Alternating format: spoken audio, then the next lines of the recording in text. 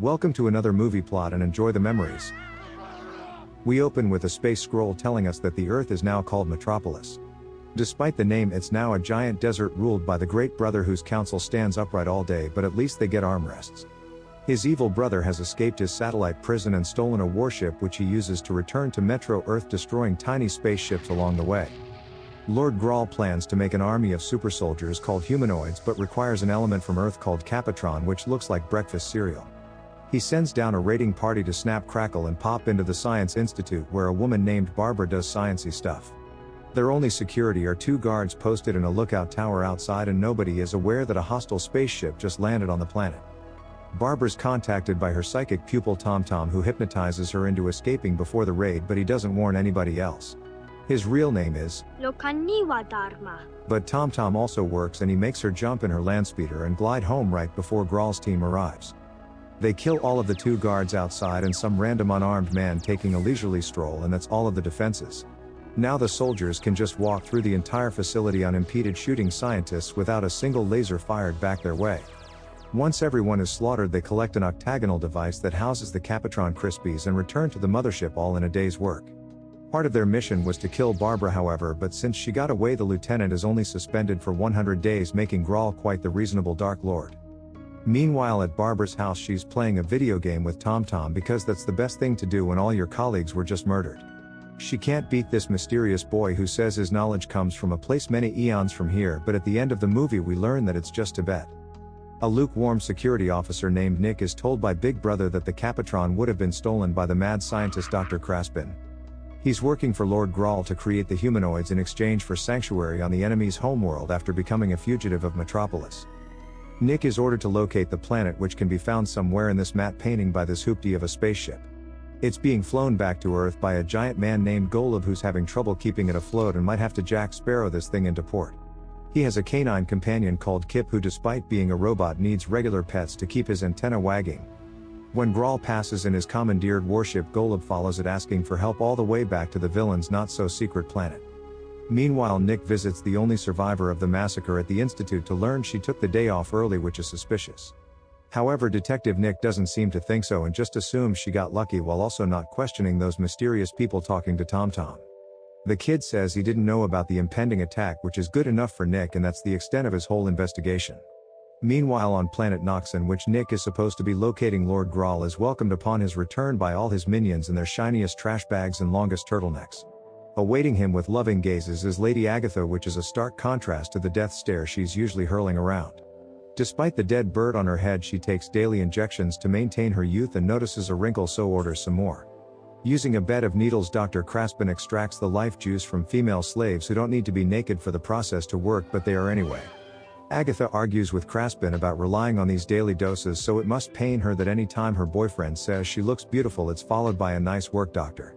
He says that he did the best he could do with what little he had to work with, but nothing can solve that bed hair unless we stick a cap on it. For all Agatha's talk about Graal keeping promises, Dr. Kraspin asks if they killed Barbara like he asked, and the Dark Lord dodges the question. Meanwhile, Golob flies overhead looking like the perfect specimen for the Mad Doctor's experiment, so his ship is made to crash in a lake. Fortunately, this planet has the same atmosphere as Metro Earth, so the robot dog can breathe, but the coward hides when his master is in trouble. A Capitron missile is fired at Golob, turning him into a mindless humanoid with super strength, but his glorious beard completely fell off. He now doesn't recognize his own dog, so Kraspin interrupts Agatha while she's rubbing down Graal's chestplate to inform them that he's created the first humanoid. They request a demonstration, so 2 teacups of soldiers are sent out to subdue Golob, but he's now bulletproof and throws or slaps them all to death. One guy he picks up and swings around like a hammer to beat up all the remainders, then smashes their landspeeder because why not? The zombified humanoid can only be subdued by what Kraspin calls a very special toxic gas, because chloroform sounded boring. Golob is then implanted with a control stone in his forehead and dumped outside of Metropolis, because once again the planetary defenses are turned off. He's commanded to kill Graal's brother and goes on a rampage, tossing security guards around the city like they're crash test dummies. Nobody has like a large net or tries to trip him or anything. He just walks right up to the courthouse, where Detective Nick looks flabbergasted. He runs away from the last line of defense, and instead of a fallout shelter or somewhere secure, he brings the president to the Science Institute. Unable to find him, Kraspin reprograms Golob to make Barbara his primary target instead, who's always at the Institute anyway. The giant assassin steals a speeder and bottoms it out over to the lab, which is now swarming with security unlike when it mattered. They blow up the approaching vehicle hoping that it wasn't a delivery driver, but Golob emerges unharmed and continues his rampage. He waddles through the lasers fired at him like a bulletproof zombie, but upon reaching Big Brother is lured into a trash compactor.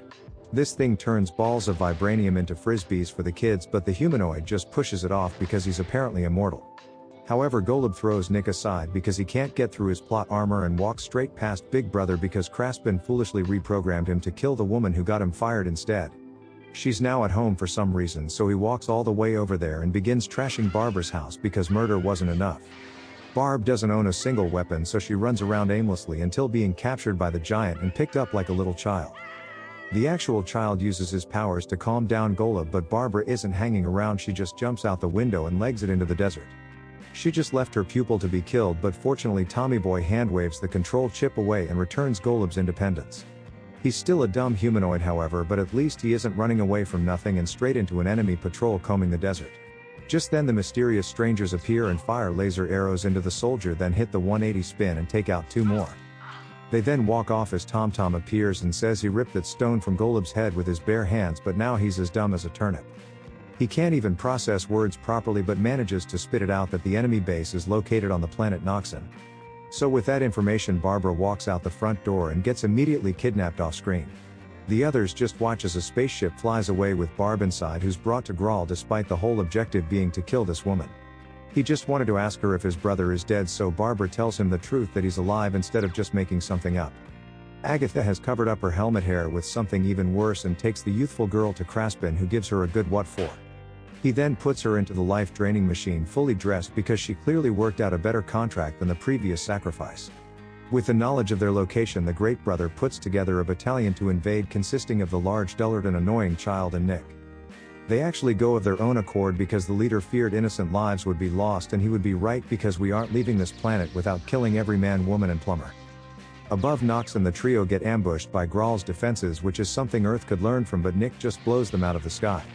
Somehow he then gets knocked unconscious and their ship crash lands, but nobody on the planet even knows any of this happened. Once the glass jaw security guard wakes up, they encounter Kip, and Nick says what a fine specimen, like these things are found in the wild. Golub's last 2 brain cells begin firing as he excitedly remembers his old companion who helps them sneak past the 2 inept guards in the most Scooby-Doo way. He circles around the front door while the others sneak inside, then lock these 2 guys out who apparently don't carry radios with them. It wouldn't matter anyway because there's nobody else at the entrance and the place doesn't have security cameras because Kraspin might hack into them. They come across the elite turtleneck force, who are mostly thrown straight vertical into the ceilings by Golob, but Nick kicks some butt, so we'll give the little guy some credit. Barbara's about to have all of her youth juices drained when Golob breaks down the door and bends back the needles on the machine.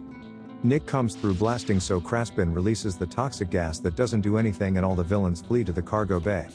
While they're waiting for a missile to warm up that they intend on firing at Earth, the heroes bust through the door and begin blowing away random dock workers. Tom astral projects himself to trick soldiers while Kip urinates to trip them up, and the 2 normal Earthlings shoot people in the face. Golob the humanoid just walks through heavy turret fire to knock over the flimsy guard's tower, then picks it up and kills everybody. Kraspin perishes while trying to launch the missile sooner, while Agatha melts just because she doesn't get her daily dose of life juice. Golob then hurls a metal beam, knocking all the heads off the elite guards like a row of dandelions, while Kip is getting the nuts and bolts beaten out of him. Tom hypnotizes the abuser but is about to be shot in the back when the White Knights arrive to laser arrow some soldiers before disappearing. Graal's escape plan is hindered by a rebel box jamming the elevator, so he must climb the rest of the way onto his battleship. Nick chases after him but drops his gun, so he reaches out to it but possesses no powers of any kind, so continues to the bridge unarmed. Fortunately, Graal doesn't use guns, nor does he even have any crew members on board to fly this thing, so fights Nick with his bare hands. They turn into lightsabers that fire lasers from his fingertips, but they're very inaccurate and just give Nick a weapon to fight back. When Graal switches them to fully automatic, Nick's pinned down, but before he fills him full of laser, Golob enters with a bear hug. He crushes the life out of this man and he completely disappears for seemingly no reason at all.